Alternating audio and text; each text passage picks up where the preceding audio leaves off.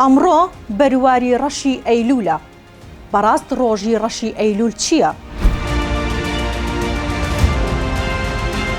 95 ساڵ لەمەوبەر و لە 6 ئەیلولی 1930دا خەڵکی سلێمانی لەسەر خواستی نوخبەی شارەکە خۆپیشاندانێکی هێمنانیان ڕێکخست و لەبەر دەرگی سەرا کۆبوونەوە.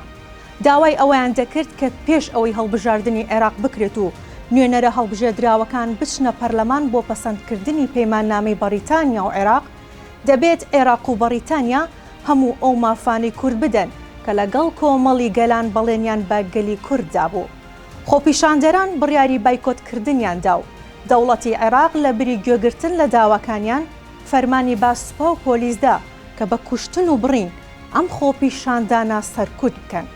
لەگەڵ بەریتانیای هاوپەیمانی هیچ کام لەو بەڵێنانیان نەبردە سەر و زۆرێک لەو مافانەشان لە گەلی کورد سندەوە کە پێش لکاندنی باشووری کوردستان بە عێراقەوە هەیبوو. جگەلەوەش لە پەیماننامەکەی بەریتانیا و عێراقدا ئاماژە بە هیچ مافێکی گەلی کوردستان نەدرابوو. نەوشیروان مستەفا لە کتێبی سەردەمی قەڵەم و مراجعەدا ژمارەی شەهیدەکانی ئەو ڕەشە کوژیە بە 6 کەس دادەنێت لەگەڵ دەیان بریندار و دەیان زیندانی باج و زیانەکانی ئەو قەتڵ و ئامە تا ئێستاش بەردەوامە و لە داگیرکردنەوەی کەرکووک و لە سروشتی حکومڕانی هەرێمی کوردستاندا ڕەنگی داوەتەوە. ئەو ڕۆژە لە ئەدەبیاتی سیاسی کوردیدا بە ڕۆژی 6 ئەیلول ناسراوە.